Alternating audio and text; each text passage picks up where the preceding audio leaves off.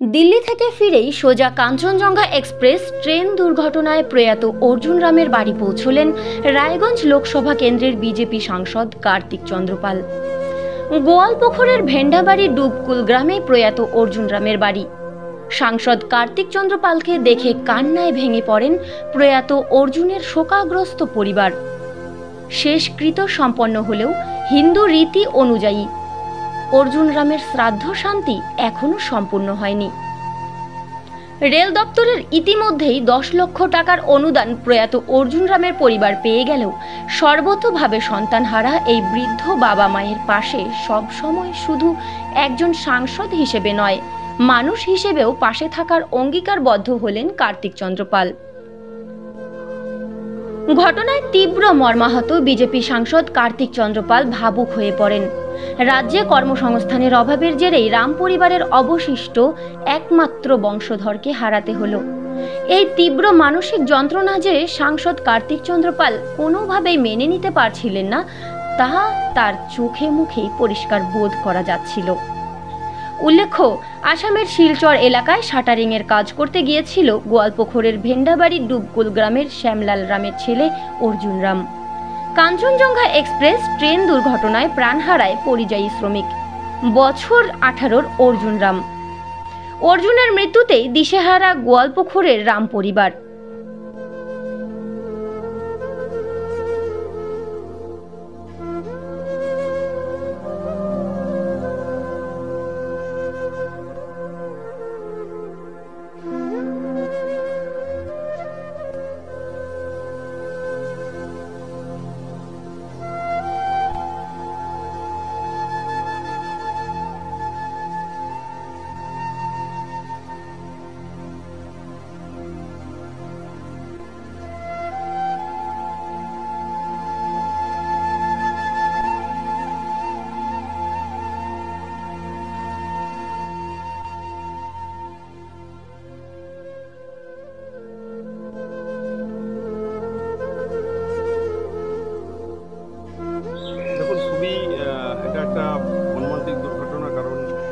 পরিবারের ওনাদের 3 জন ছেলে ছিলেন।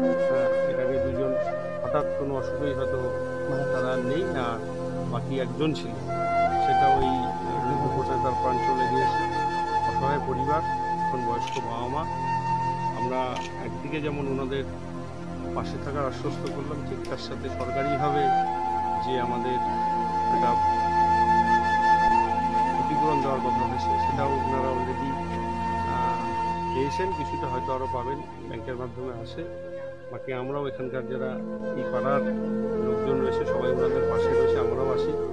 আগামী দিন যাতে ওনারা ভালোভাবে থাকতে পারে তার জন্য আমরা সবাই না। অবশ্যই দেখুন, দিশেহারা হলে হবে না, একটু শক্ত হতে হবে। এখন যে কোনো মৃত্যুই দুঃখজনক, এবং তার সাথে ওনার পরপর এরকম একটা ঘটনা ঘটে গেছে। আগামী দিনে ওনাদের কাজকর্ম হলে আমরা ওনাদের পাশে অবশ্যই, সেটা তো আমরা অবশ্যই বুঝলাম। सर कैसे